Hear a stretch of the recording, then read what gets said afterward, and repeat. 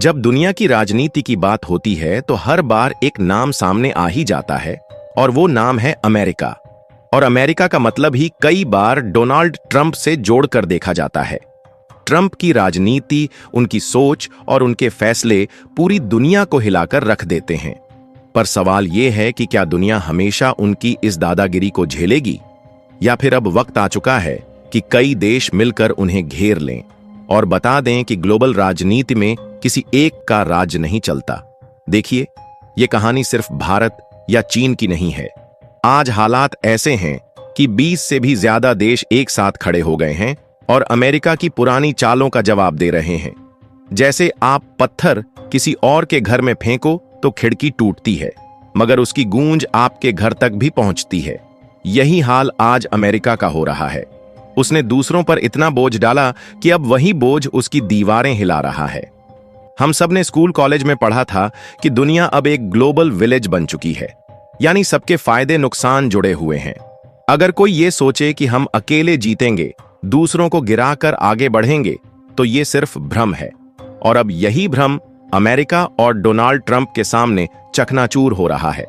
दोस्तों, क्या है पूरी खबर देखेंगे इस वीडियो में, लेकिन आगे बढ़ने से पहले आपसे एक रिक्वेस्ट है कि प्लीज वीडियो को लाइक करके चैनल को सब्सक्राइब कर ले, क्योंकि इसमें आपका सिर्फ 1 सेकंड का समय लगेगा, लेकिन इससे हमारी काफी मदद मिल जाएगी।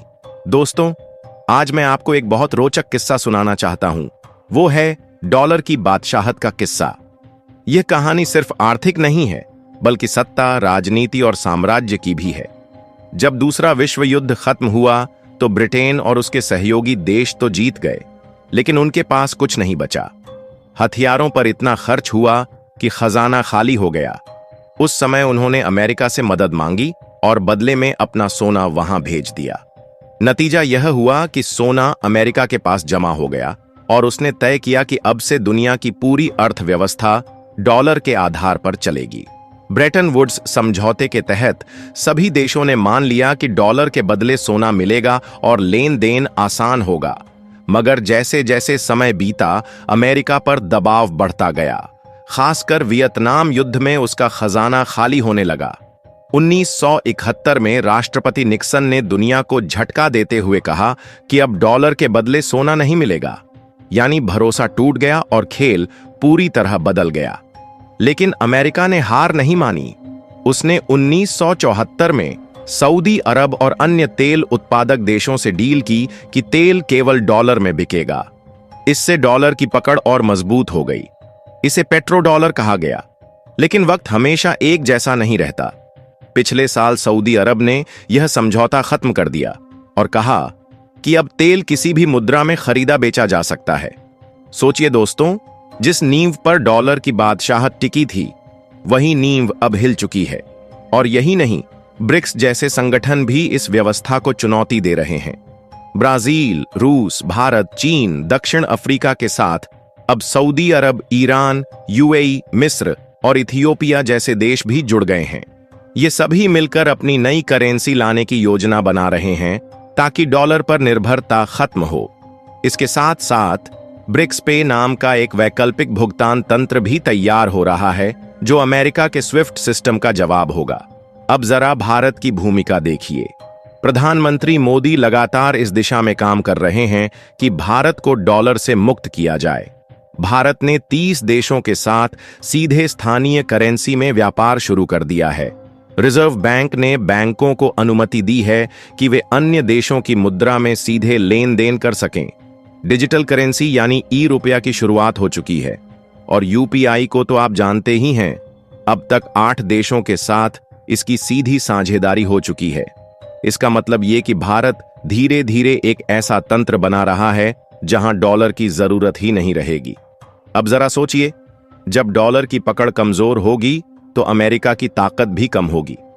डोनाल्ड ट्रंप बार बार धमकी देते रहे कि टैरिफ लगा देंगे, आयात रोक देंगे, मगर आज दुनिया तैयार है कि वो अमेरिका की धमकियों को झेल ले, लेकिन अपना रास्ता खुद बनाए। अमेरिका को एक के बाद एक झटके लगने शुरू हो गए हैं। चीन और भारत का करीब आना, ब्रिक्स में नई जान फूंकना, जापान और ब्राजील का साथ आना, यूरोपियन देशों का अमेरिकी हथियारों की डील ठुकराना, ये सब छोटी मोटी बात नहीं है। ये वही झटके हैं जो किसी साम्राज्य को भीतर से हिलाने का काम करते हैं। और दोस्तों, अमेरिका की सबसे बड़ी मुश्किल ये है कि अब उसके अपने लोग भी सवाल उठाने लगे हैं। वहां की कंपनियां अरबों डॉलर टैरिफ में दे रही हैं। महंगाई इतनी बढ़ गई है कि आम अमेरिकी परिवार परेशान है, नौकरियां घट रही हैं और ट्रंप के साथी ही उनका साथ छोड़ने लगे हैं। सोचिए, जब किसी नेता को अपने ही देश के लोग समर्थन देना बंद कर दें, तो क्या वो दुनिया पर राज कर सकता है? बिल्कुल नहीं। यही आज डोनाल्ड ट्रंप के साथ हो रहा है। भारत के लिए यह दौर केवल चुनौतियों का नहीं, बल्कि अवसरों का भी है। एक तरफ दुनिया भर में युद्ध और भू राजनीतिक तनाव बढ़ रहे हैं, दूसरी ओर भारत लगातार अपनी रणनीति को इस तरह गढ़ रहा है कि किसी भी परिस्थिति में वह न केवल खुद को सुरक्षित रख सके, बल्कि पड़ोसियों और साझेदार देशों के लिए भी एक भरोसेमंद ताकत बन सके। आज अगर ईरान और इजराइल के बीच तनाव गहराता है, तो उसका असर सीधे सीधे वैश्विक ऊर्जा सप्लाई पर पड़ता है। तेल की कीमतें आसमान छूने लगती हैं और यूरोप से लेकर एशिया तक अर्थव्यवस्थाएं हिलने लगती हैं। भारत जैसे देश जो बड़ी मात्रा में तेल आयात करते हैं, इस स्थिति में सबसे ज्यादा प्रभावित होते हैं। लेकिन अब भारत केवल एक पैसिव बायर की तरह नहीं, बल्कि एक सक्रिय शक्ति की तरह व्यवहार कर रहा है। रूस से लेकर मध्य एशिया तक भारत ने ऊर्जा आयात के नए रास्ते खोले हैं। इतना ही नहीं, भारत ने यह भी स्पष्ट कर दिया है कि वह किसी एक खेमे पर निर्भर नहीं रहेगा, बल्कि अपनी रणनीति को संतुलन के साथ आगे बढ़ाएगा।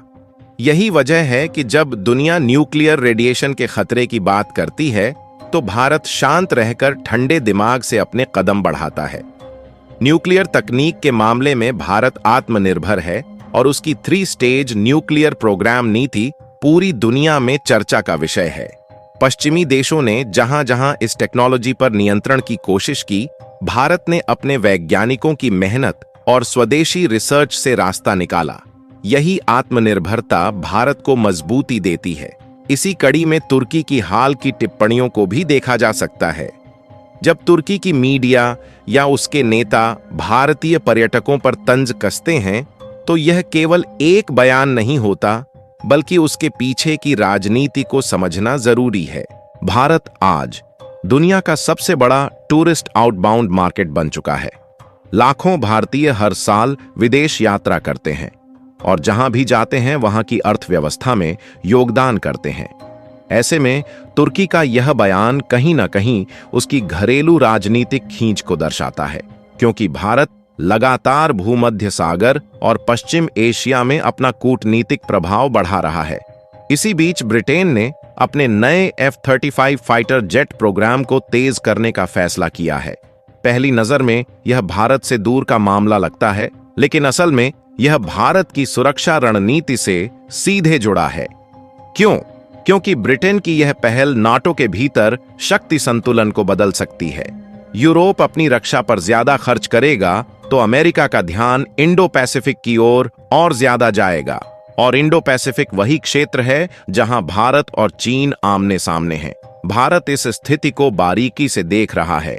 यही कारण है कि भारत ने अपने रक्षा उद्योग को गति दी है। तेजस लड़ाकू विमान से लेकर पिनाका रॉकेट और आकाश मिसाइल तक भारत अब आयातक से निर्यातक बनने की दिशा में बढ़ रहा है। जर्मनी और फ्रांस जैसे देश तक भारत की तकनीक की तारीफ कर रहे हैं और उसे अपनाने की कोशिश कर रहे हैं। अगर पड़ोसी देशों की बात करें, तो बांग्लादेश इस समय एक बड़े राजनीतिक मोड़ से गुजर रहा है। वहां की आंतरिक राजनीति सीधे भारत की सुरक्षा और कूटनीति पर असर डालती है। भारत के लिए बांग्लादेश केवल एक पड़ोसी देश नहीं, बल्कि एक रणनीतिक साझेदार है। चाहे सीमा पार आतंकवाद की बात हो या उत्तर पूर्व भारत से जुड़ी कनेक्टिविटी प्रोजेक्ट्स की, हर कदम पर भारत को बांग्लादेश की स्थिति पर नजर रखनी पड़ती है। यही हाल पाकिस्तान का है। वहां की राजनीतिक अस्थिरता और आतंकवाद की समस्या भारत के लिए किसी नई चुनौती से कम नहीं। लेकिन अब भारत पहले जैसा रिएक्टिव नहीं है, बल्कि प्रैक्टिव हो गया है। आतंकवादी ठिकानों पर सर्जिकल स्ट्राइक और एयर स्ट्राइक इसका सबूत है। भारत अब यह संदेश दे चुका है कि अगर उसकी सुरक्षा पर कोई खतरा मंडराया, तो जवाब तुरंत और सटीक मिलेगा। दोस्तों, अब साफ है कि दुनिया बदल रही है और इस बदलाव के केंद्र में भारत खड़ा है। आने वाले समय में वही देश आगे बढ़ेगा जो आत्मनिर्भर भी होगा और भरोसेमंद भी। भारत इस दिशा में कदम बढ़ा चुका है और पूरी दुनिया उसकी गूंज सुन रही है। अगर आपको यह वीडियो जानकारीपूर्ण लगी हो तो इसे लाइक करना मत भूलिएगा। अपने विचार हमें कमेंट में जरूर बताइए, क्योंकि आपकी राय ही हमें और बेहतर बनाने की ताकत देती है। और हां, देश दुनिया की ऐसी ही गहराई से जुड़ी बातें पाने के लिए हमारे चैनल को अभी सब्सक्राइब कर लीजिए। मिलते हैं अगले वीडियो में। जय हिंद, वंदे मातरम।